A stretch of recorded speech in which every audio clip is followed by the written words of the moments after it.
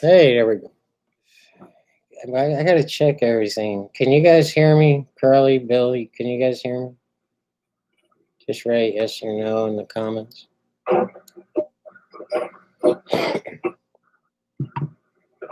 Good. All right, they can hear us. It's just been crazy.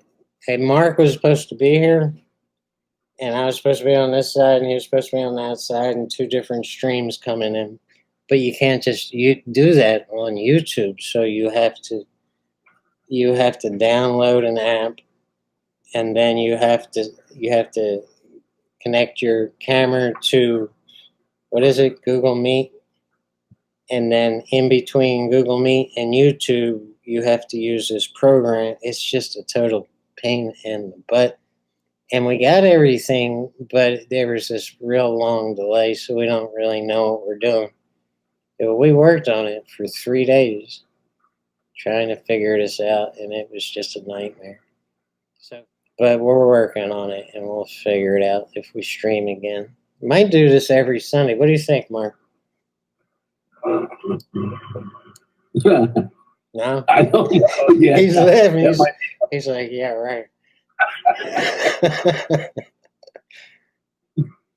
Mark's a one pocket player, and well, he plays everything. Do you play snooker, Mark? Not in a long time. There's probably not too many snooker tables in California, is there? Hard Times, Bellflower, big one up north. Not too many anymore. You have a lot of billiards tables, though, right? Hard Times has several billiards tables, and they've got snooker table and 2 10-foot, I think they are. We don't have any billiards tables in Tennessee that I know of. I'm sure there's a couple somewhere, but I've never seen one. We have a lot of snooker tables, though. The place where I play has 2 snooker tables. So that'll be seen one of these days, I hope. I don't play it. It messes up my stroke, and a lot of people think that it helps their stroke, but it doesn't. It doesn't help my stroke at all. And if you don't hit balls dead center pocket, they're going to rattle every single time. So it's kind of counterproductive for me because it screws up my confidence. And you have to have confidence to play 9-ball and 8-ball on one pocket. I've been starting to play. Man, I'm already rambling. I'm already starting to play more one pocket. I play every Monday. You have to give Mark. You have to talk. How many games are you guys getting in now when you play that guy? What? How many games do you get to play with the guy you're playing? Well, he's a really good safety player, so they drag out for like an hour each. And since the place is only open 2 hours, we're lucky to get 3 games in. So yeah, they're really long, drug out games. And sometimes he'll make a really dumb mistake and leave me open and go, run 4 or 5 balls. But he's tough. He's a tough player. He's not a good offensive player. He's pretty bad, actually. But he's a great defensive player. Yeah, he thinks safety before offense. And I think offense before safety from years and years and years of playing 8-ball and 9-ball. If I see an opening, I'm going because I'm a good shot maker. Yeah, there's kind of a hierarchy the way you want to look at that. Yeah. So, you got to look at, can I make one? Is it worth the one shot that in 2 shots I'll get 4? So yes, you might get 1 and not have the same move after the 1. I haven't gotten to that level with one pocket. If I see one, I'm taking it, and then I'll play safe if I can't get back on the next ball. But I never played safe straight in order to run 3 or 4. Never. If it's there, I'm eating it. I grew up starving to death, so if there's food, I was eating.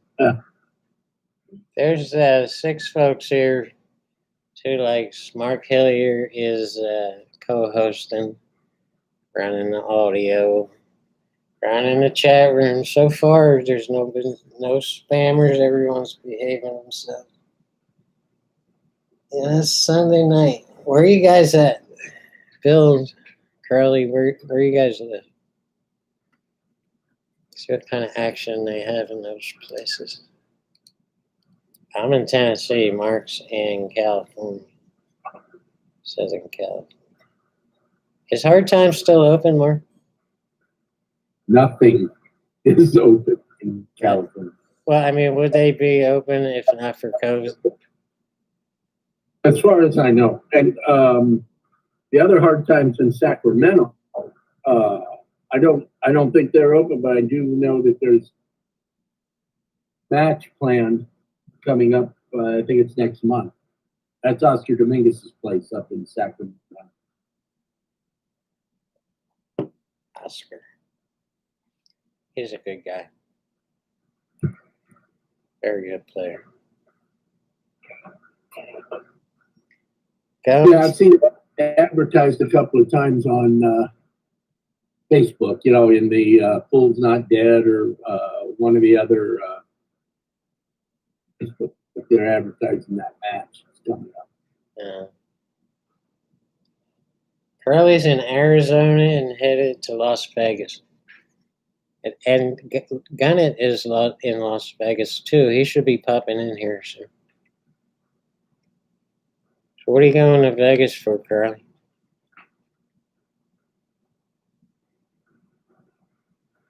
Oh, you're from Vegas? And you're currently in Arizona. Curly gets around. They're still playing pool in Vegas. Gunnett's playing in a tournament right now.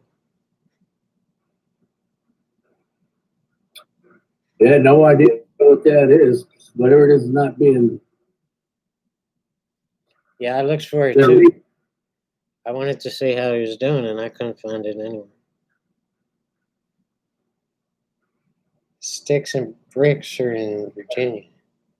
See, he gets around Virginia, Arizona, and Vegas. Curly's smuggling drugs. He's out there hustling. Oh.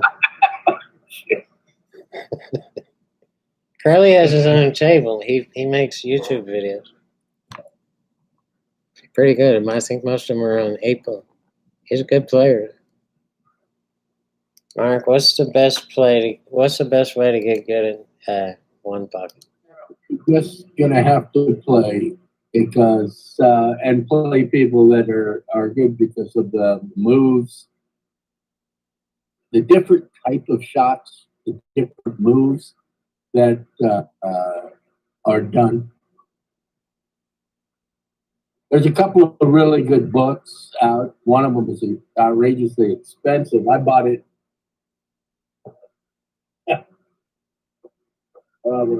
Winning One Pocket, which was the one that Grady Matthews and the whole crew put out. Yeah, I think I've actually seen that. Curly wants a drink. What do you want, Curly?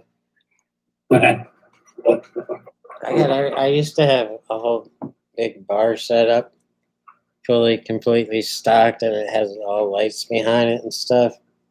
And then I was just turning into just ridiculous, hopeless drunk. And just like I wouldn't even get up and go to work. I would just pour myself a drink.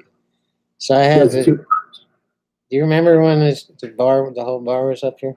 Did you ever see that? And that I put back there. You go back a year, however. Yeah, I was getting a little carried away. But see, I have friends coming over, and almost all of them are drinkers. And I want to be ready for them if they wanted any. I think I'm a bartender that missed his calling. I could not see myself running a bar, but I love making drinks for people. I love hosting. So I wanted to be ready for them if they wanted anything at all.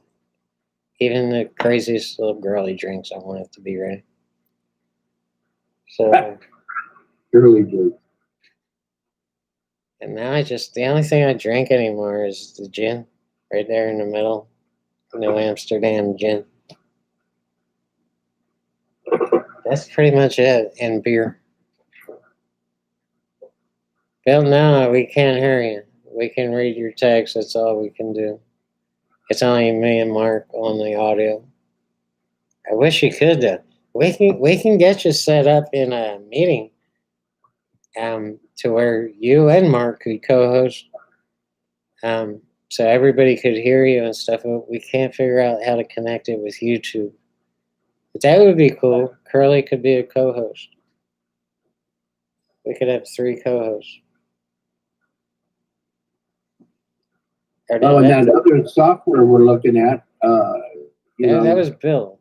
Bill, yeah, I can hear you. I mean, I can't hear you. But all I can do is read you. You can hear me, hopefully. What's this? You're in Florida. Yeah. Are you talking to me, Curly? Yeah, I spent a lot of time in Florida. I've been all through Florida. I did a lot of work down there and played a lot of pool down there, especially in the 90s. What my businesses are set up to take me anywhere I want to go in America. I can't leave the country. But I can within 24 hours, I can set my businesses up in any state or city in America and make money. And that's how I just set my life up ever since I was a kid. So, yeah, that's what I do. I was born to be free. I actually got married for a couple of years. Quit playing pool from 2004 to 2013. Vegas doesn't have a good internet.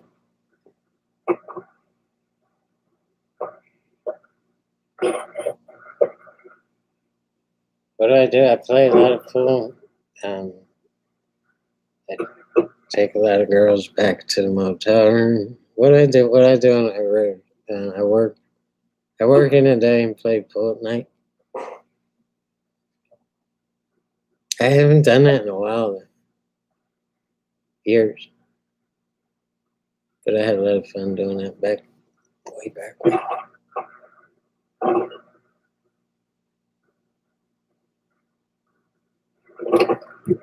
Carly's retired since 2019. Yeah, I think quitting pool is like something every great pool player does at some point. And they kind of lose their way and try something else like marriage. And then they realize you can't quit being a pool player. You just kind of take a vacation from it. It's just something that's in your blood. You're a good pool player, Bill. Every good pool player says I'm not very good. It's just like a standard hustling thing that they say. Yeah, I haven't played in 20 years. And you guys, yeah, give me the 6 out. I haven't played. That's what they do. It's just like standard speech. What do you mean? I ain't playing. I can't beat nobody. I haven't played in 12 years. Yeah, and one pocket is, oh man, I need the brakes. Yeah. That's what they do. It's just like standard speech. And suddenly when like the bet is finally right, they're in stroke, although they haven't played 12 years.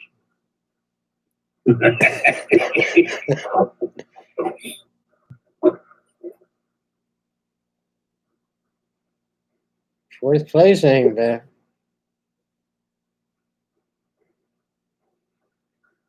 I'll take fourth place. I've gotten a lot of fourth place. I got a lot of second places and third places and fourth places.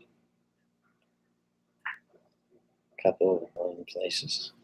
First place. Winning is something you gotta learn how to do, man. You can be a great pool player and just not know how to win. So a lot of people, get up to the finals and just go to hell because they still haven't learned how to win.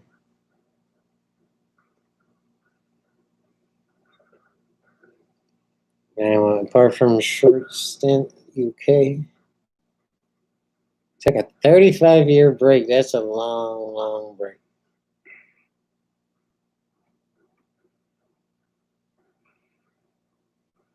I couldn't imagine 35 years. I think I went, what did I go?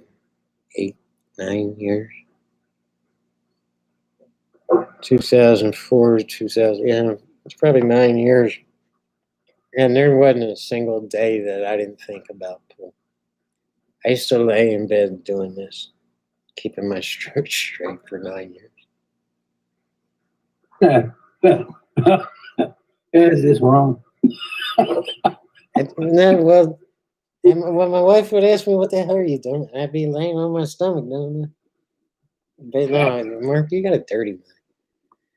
So I was just keeping my shoulder pumped, and it's like I was just dying to hit a ball for 9 years. But it was sacrificed. I couldn't do it. It was. I wonder if any of my exes are watching this video. Yeah, I couldn't say goodbye to it. But I didn't go right back. I worked for the media for a couple of years after I got divorced, and I just figured pool was yesterday, and I needed to get on with my life because I was getting older, and I needed to secure my income and all that stuff. So I went for work for the media, and then one of my old friends, Brittany Roll, she's a good girl, she called me and said, "John, I'm dying to play pool. Let's go." So I went out and played, and that was it. And that was in 2013, and I just never looked back. I was like, even though I played bad that night, I played terrible. But I was like, yeah, I'm better than this, and I just stuck with it again. Finally got back in stroke.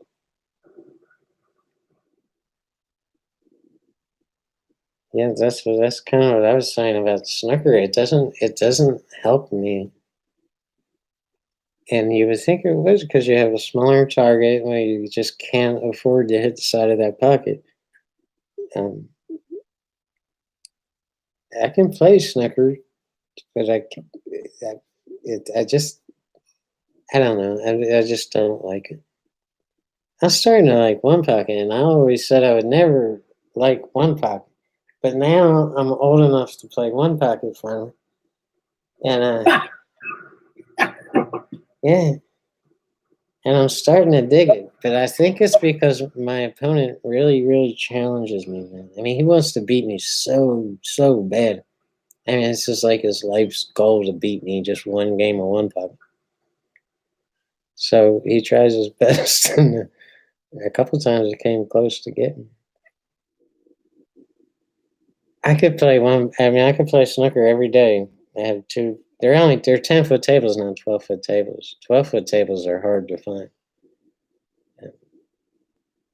but they're still tough table.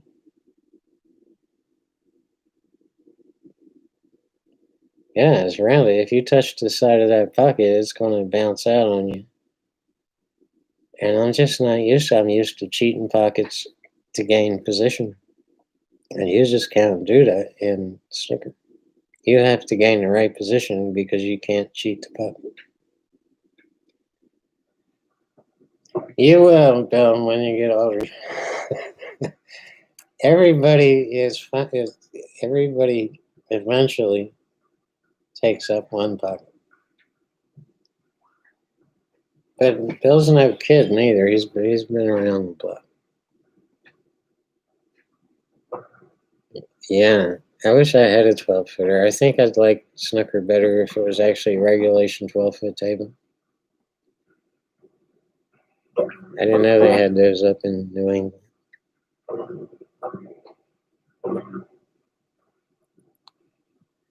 Are we going to save this video, Mark? What's that? Are we going to archive this video so can people watch it later?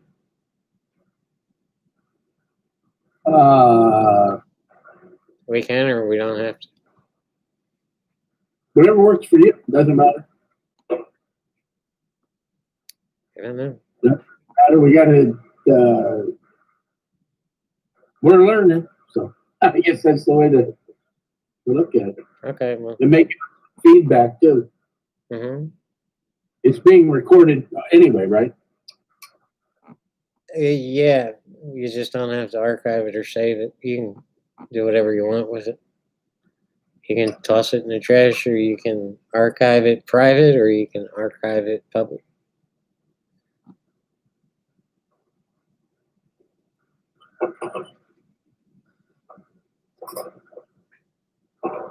You have trouble with an 8-foot table? I was looking at our account here. So.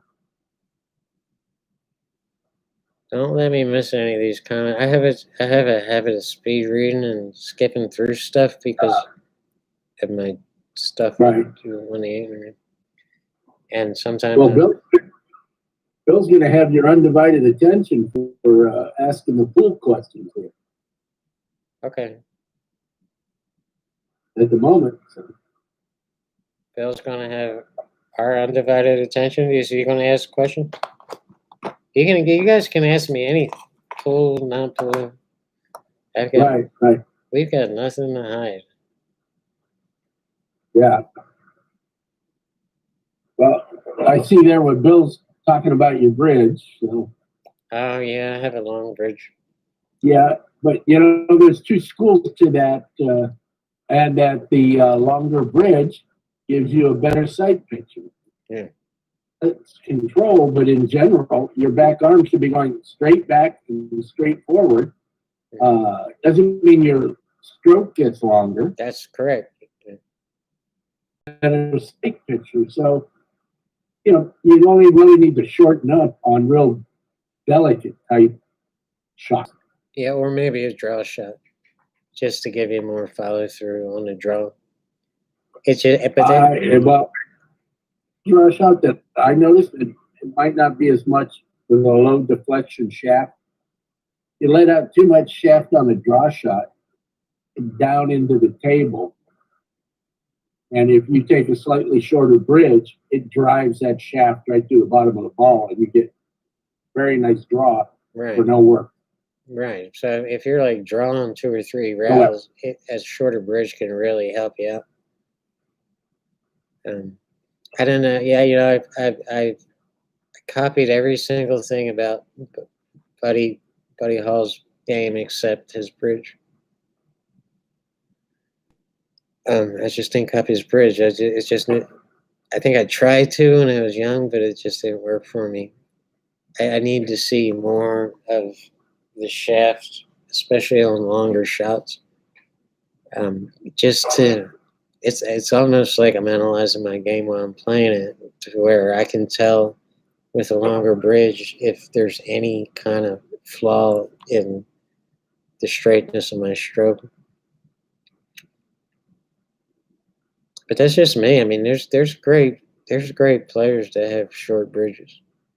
So it all comes down to what you're comfortable with.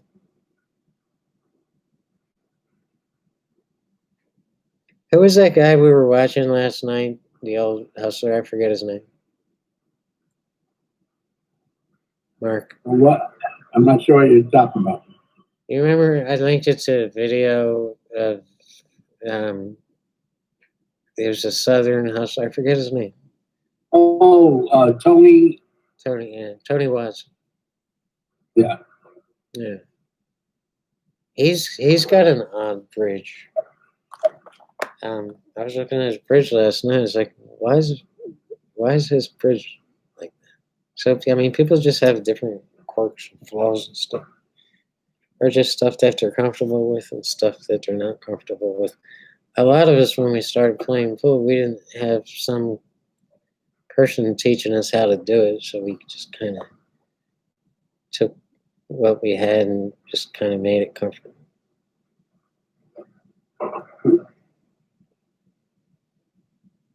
Yeah, well, yeah.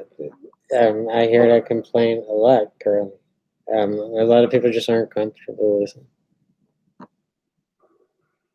And Bill's more comfortable with a longer bridge.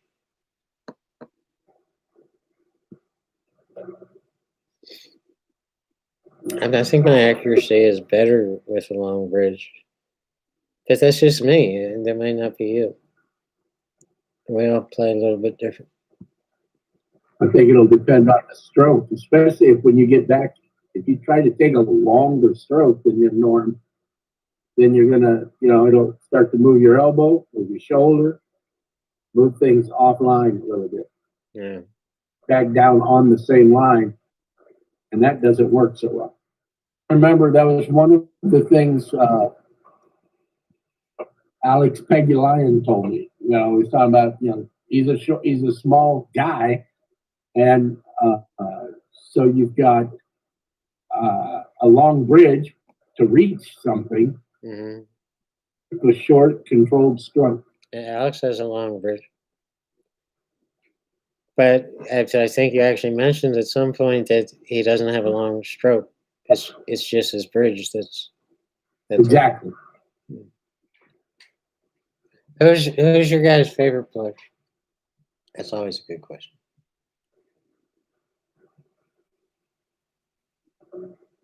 Bill can't hear us. That's odd. Because there's got to be something on your end, Bill, because everybody else can hear. Curly likes Shane Van Boning. Tor Lowry, he's a great instructor.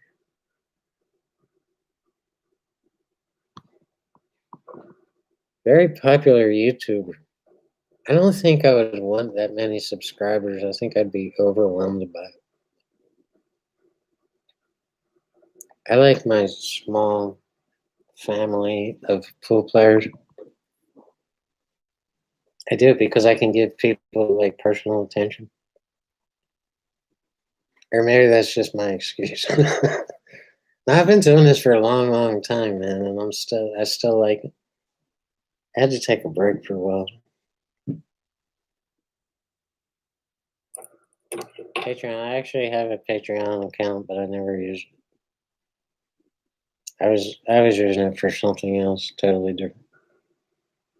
I still am not sure how to use it. I guess people are making money off it. I don't know. I'm fine with money, so I don't. I don't want people sending me money. I do it for love. I do what I do to give back to. Because my whole life I did nothing but take and take and take, and when you get older, you start thinking about that. And I wanted to give something back and help people instead of just hurting people. I actually expected we might hear from Jake too. Oh yeah, what happened to Jake? See, I didn't. Next time I'll advertise these, not advertising, but promote them better. The only thing I did was just mention them in a couple of videos that will be live. So there was no big announcement. There was no videos, asking everyone to be there and stuff like that. So we'll do a little bit of that next time. But if people actually see, we accidentally went live a couple of days ago, and I think yeah, God. I'm not sure you can call it live. Oh, what a mess that was. we had like a 20-minute delay that kept echoing, or 20-second delay. It, it was just, and then we couldn't shut it off. Oh my God, that was so embarrassing. But it's hard. It's tough, guys. If you ever do a live stream on YouTube, you can just get on YouTube and click go live and you're live. But if you want to co-host in the same video, like you're interviewing someone or something, oh, what a pain in the butt. What a pain that was. And we didn't know what we were doing, so we're trying everything to get it going. And we tried it for 3 days, and one time, I don't know how we did it, but we accidentally went live. And I think that video actually turned a lot of people off. There was actually a lot of people watching that video. I mean, not like, but it was nothing but a looped audio. And it went on for like an hour. And we didn't know. Okay. We had no idea we were live. And then Mark just went to YouTube to see what was going on, and he saw us live. Well, he didn't see us, he only heard the audio. That was so embarrassing. It's like, oh my God, how long have we been live? And yeah, it was like an hour. Yeah. Hey, John, I saw Curly made the statement there about drills. Did I miss something? Fan of drills, but I think those are an important, they're not part of the game, they're part of the skill development. Yeah. Where do you see that? I missed it. Okay, I see. Where do I'm not, yeah, Curly's not a big fan of drills. I'm not either. The worst part about doing drills is setting them up. And some of these drills take a long time to set up. So you got 5 minutes of setting it up, then you screw it up, and then you got another 5 minutes of setting it up.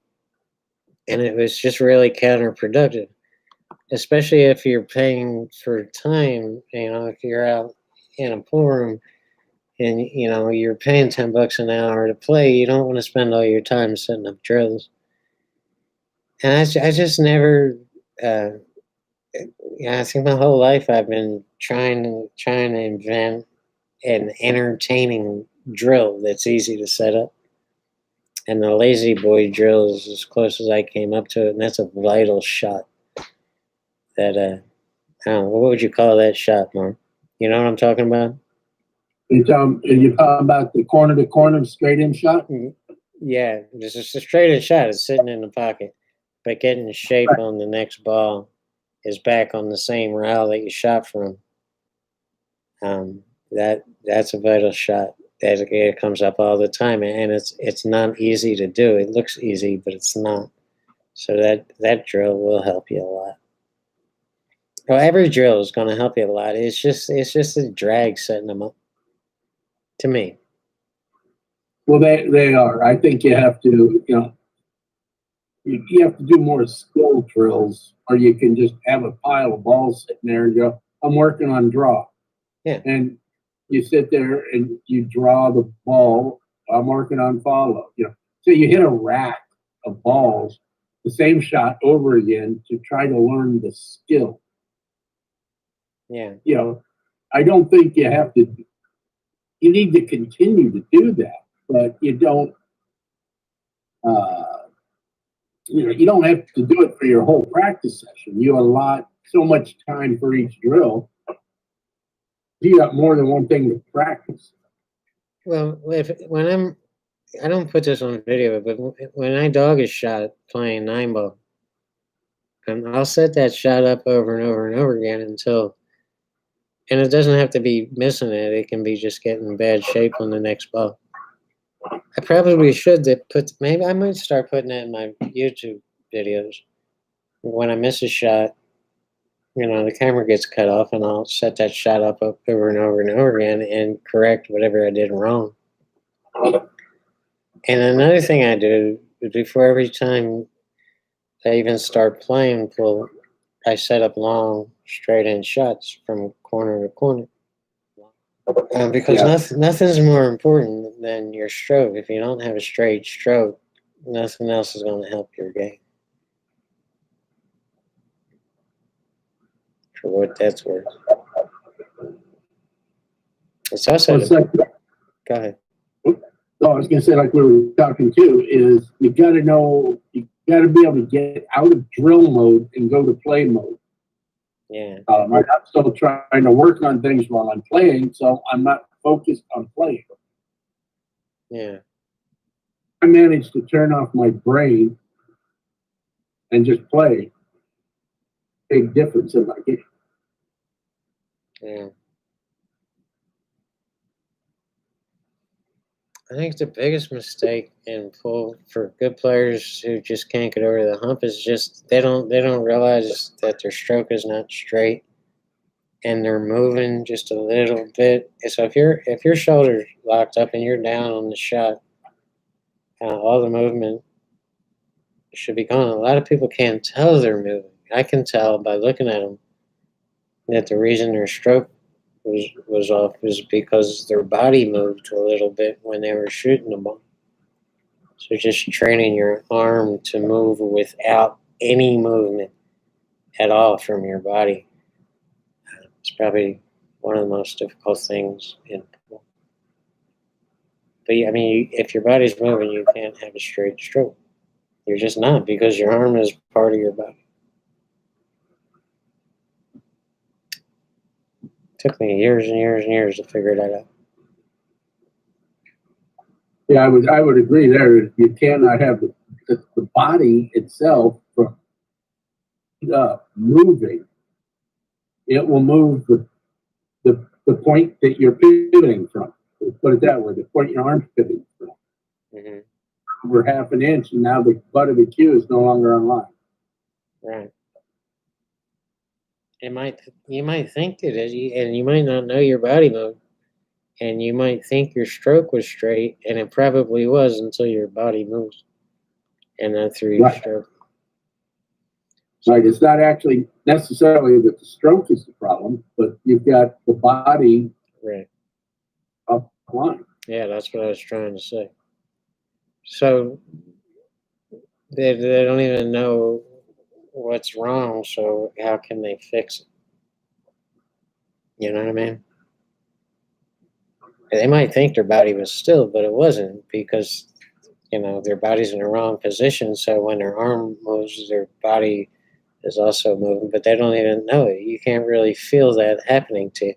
And all it takes is like, a 1/16 of an inch of movement. I like my shoulder. Now, some people disagree with me on this, but I like my shoulder up. So the first thing that never moves ever is that shoulder. So it's tight, like I'm making a muscle in my deltoid. It's tight up there when I'm shooting.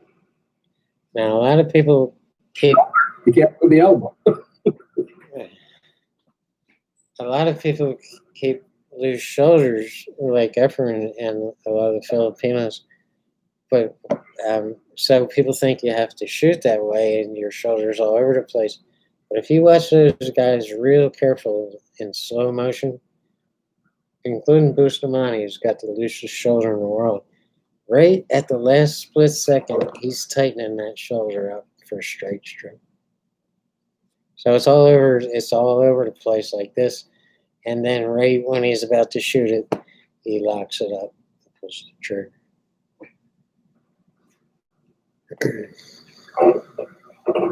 He just waits forever to get it done. Just tighten it up, Bill. It's just like you're making a muscle. You're flexing for the girls at the beach. That reminds me of Jake. Where's Jake, man? Alabama Jake is supposed to be here. He might be watching. He could be lurking. I bet you he is. He's being on. He'd show up in the chat. If he were watching, he'd show up in the chat. That's what I said, but maybe not. He might be playing pool. He's got his own pool table. Yeah. He's waiting for us to talk about. I miss Jake, man. He's fun. There's some guy who showed up on video recently. You know the video I made with Jake when we were working on the break at his house. Yeah. Well, somebody left a comment in that saying he's in love with Jake and wants to marry him. And it's a dude. It's a guy. I'm like, well, I'll pass your message on to Jake, but I'm not sure he swings it. I'll change it.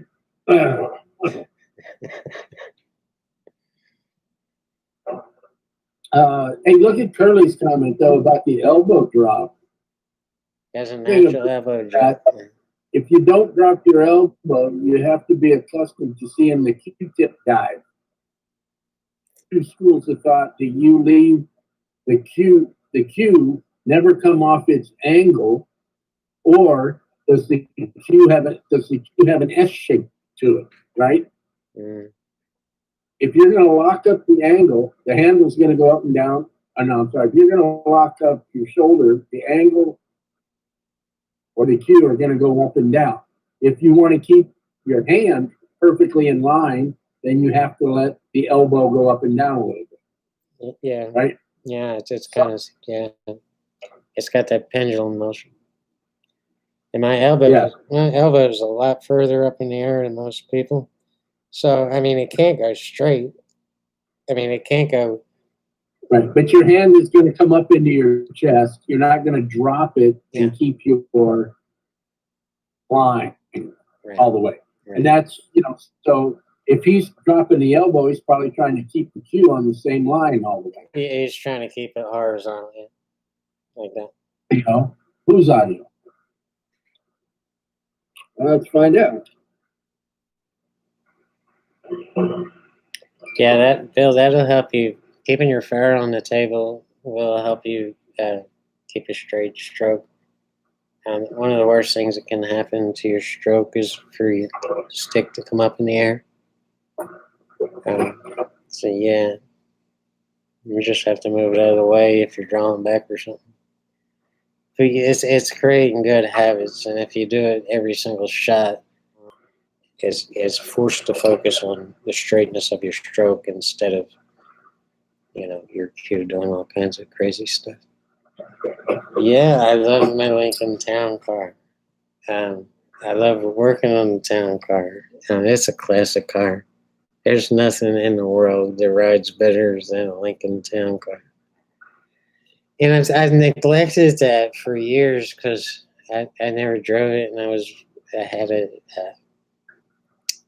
had a work truck that I would just take to work or take out to the pool halls or whatever. And I just kind of forgot about the Lincoln, and then I felt bad about neglecting it. So then I started restoring it, and then I kind of got obsessed with restoring it. And it just kept getting nicer and better, and it was easier to clean up. And it just, I love that car. There's just nothing better than that car. And a lot of people make fun of Lincolns, but once you fall in love with one, that says it's a lifelong thing. Yeah, I like working on Lincoln. I went to school for automotive technology when I was young. By the time I got out of school, I was burned out on cars, so I never did anything with it. But I worked auto body for a couple of years out in California. Yeah, they run nice. You could fall asleep in a Lincoln. And you could pull over to a truck stop and go to sleep for a week and be perfectly comfortable. There's just nothing like the Lincoln. And it's so comfortable just going down the road. It just feels like you're sitting on the sofa enjoying, whatever. There's a new comment in the John Cardbox. Oh, what? Oh, okay. How about some secrets to improving your brake? I don't know. That's a tough one because there's so many different brake styles.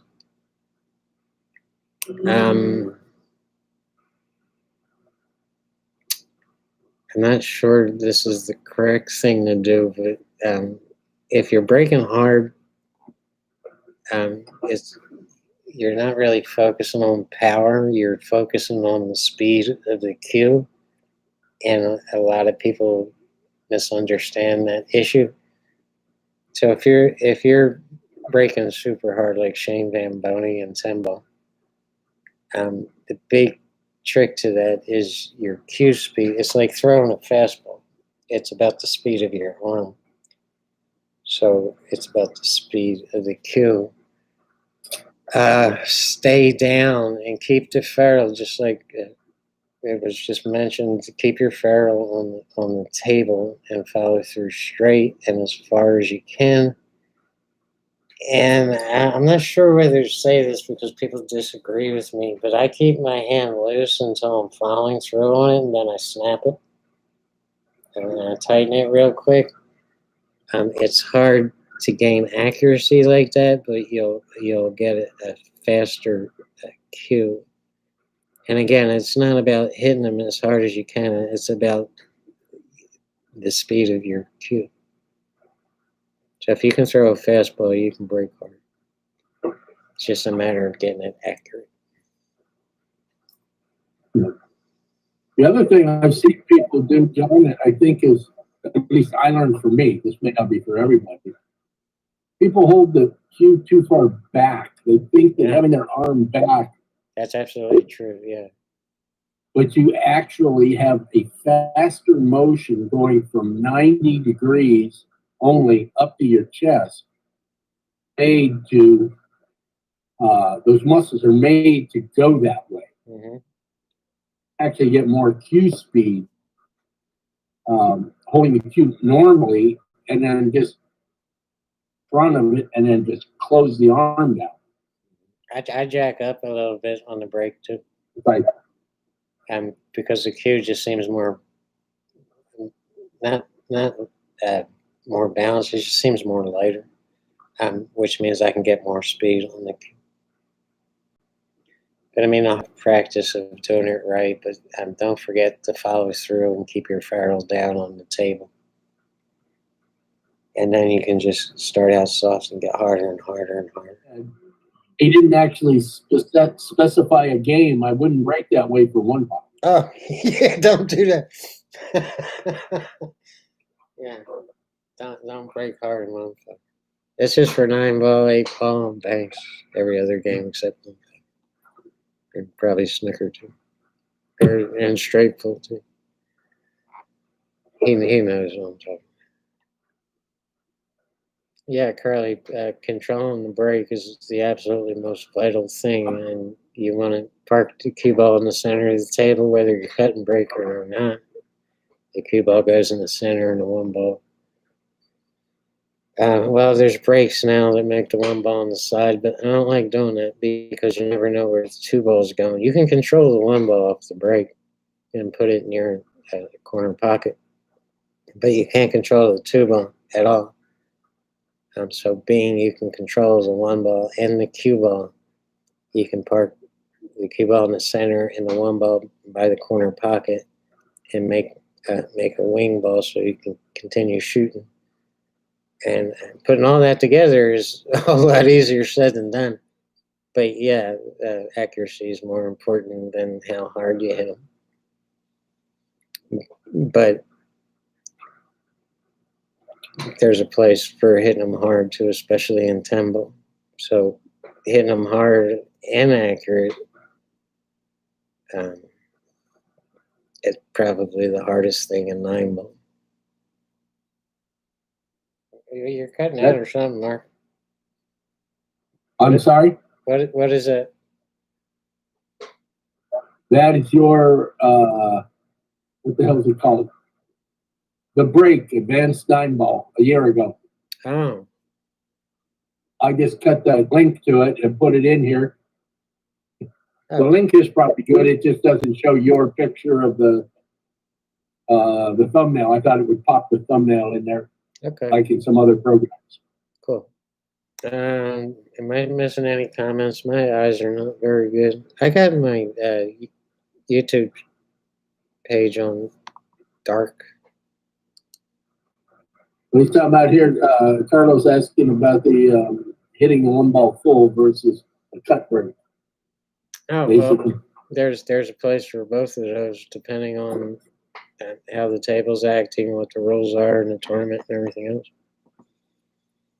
And nowadays, in a lot of tournaments, you can't, and in a lot of matches, gambling matches, you can't hit the balls soft because they just keep on changing the rules to make soft breaking impossible. So you have to hit them hard in most tournaments now.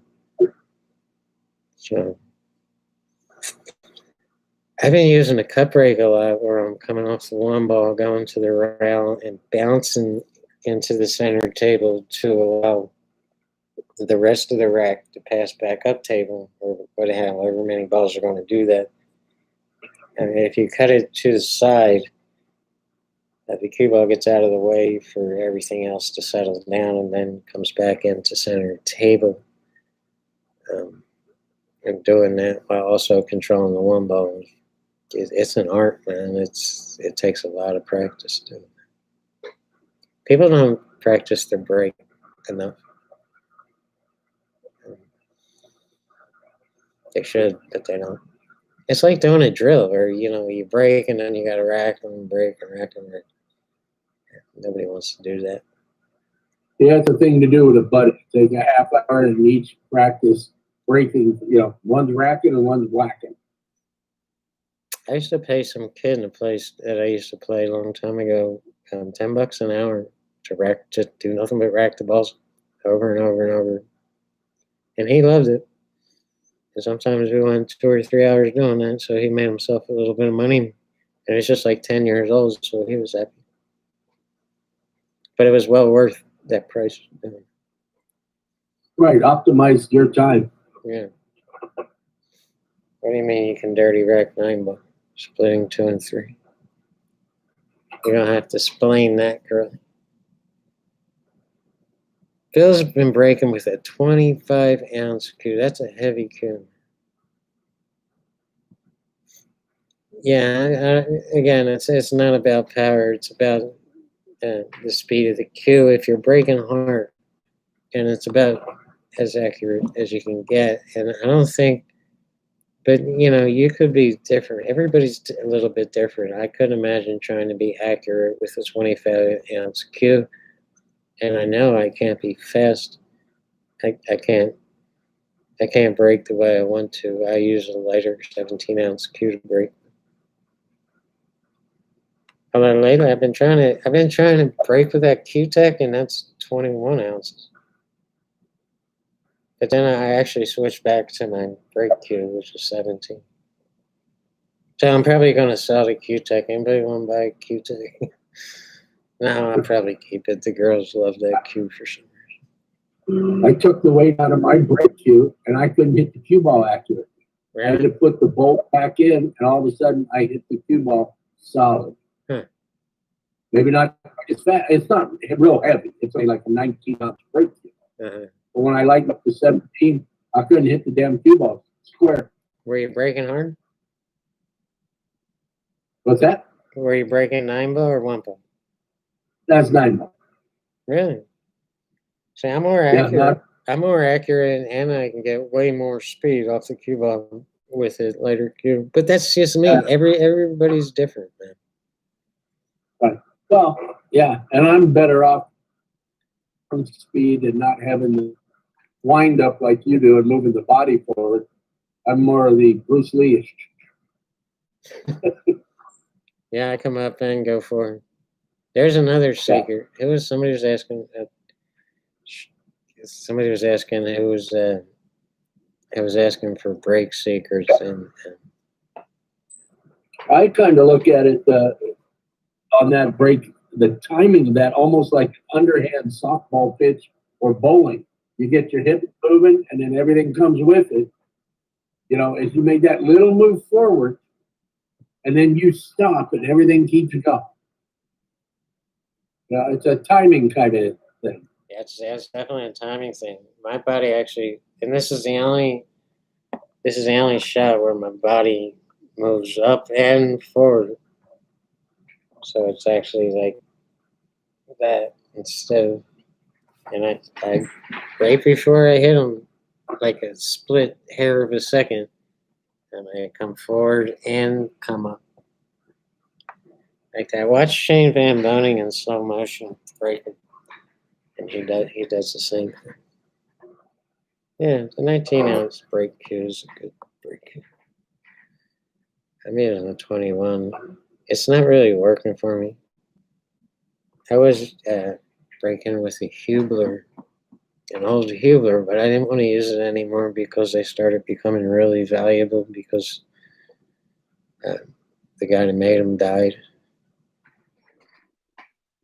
How about controlling the stumbling blocks, or how about the stumbling blocks of controlling the cue on the object ball on the rail? Just keep a straight stroke and push up. Hopefully, you won't have to gain position. You can just roll up on the ball. But everybody struggles with these shots, G-Man. They're not easy for anyone. Shane's biggest difficulty is off the rail. I don't know, Mark. You have any advice for that? Well, I'm looking. The new comment says object ball on the rail. So the object. That's a big difference. I mean, that has multiple answers depending upon the angle that you're hitting it. So that's true. Unless both balls are on the rail, he's talking about. Not sure. Usually, I'm going rail first by just a micro fraction of a, millimeter. And that's what I say. Yeah, depending on the angle. I mean, there are times when you want to hit the ball full, but if you're cutting the ball off the rail and going into the pocket, if you have any kind of real angle, I wish I had a pool table to show people this. You want to put an inside English on it.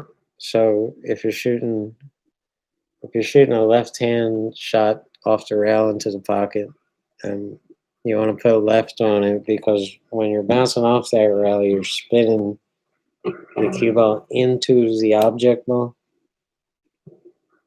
So it's hitting the rail first and then spinning into the object ball, and that will help hold it down onto the rail.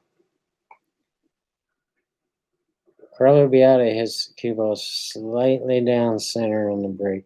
Yeah, some people do that. And Carlo is a great player too.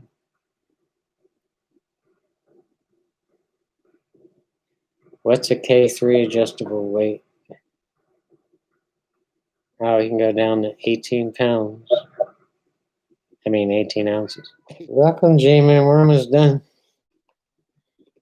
Mark's got stuff to do, and my cat wants to eat. Come here.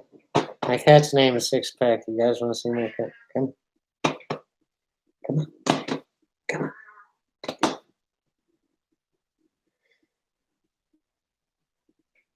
He's named after pool greatness. And if you can run a 6-pack of 9-ball from the break, you are a great pool player. So his name is Six Pack, not after beer. People think he's named after beer, but he's not. He's a good cat. What's the dime shape? Oh, you mean on my tip? Yeah, I do. All my friends use nickel shape. But yeah, I use dime because I'm always, it's because of my game. I'm always drawing the ball or stunning the ball, so I need that dime. I need a little bit more of a shape to draw the way I want to.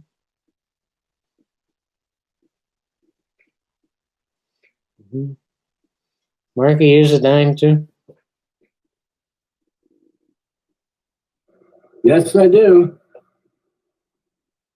Huh. Everybody around here in Tennessee uses a nickel. What size shaft do they use also? I still use, 12 and a half, 13 millimeter. I don't the 11. I'm using a 12 on my PRX. I like thinner shaft and more comfortable to me. Every time I pick up my brake cue, it's like I, it feels like it's this big. Yeah, I like 12 meter. I used to actually have an 11 millimeter on my old McDermott. pretty whippy. Yeah, it was whippy, but they were great for. I was playing on a lot of 8-foot tables, so it worked for me. I don't know. Everybody else loved that cue too, and it got stolen. There's a I clip. used to have an old Adam cue, actually the first decent cue I bought. I had two shafts, one 13 and one 11. And snooker, and the other was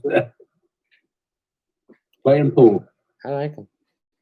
Everybody had their own pool table at their house, and we could all meet at like Google Meeting or Google Meet, and we could all like videotape ourselves and set up the same exact layout, and we could actually have a tournament live on YouTube. Wouldn't that be cool? Or we could all just break and run. Whoever runs out passes, and whoever doesn't, we could figure it out.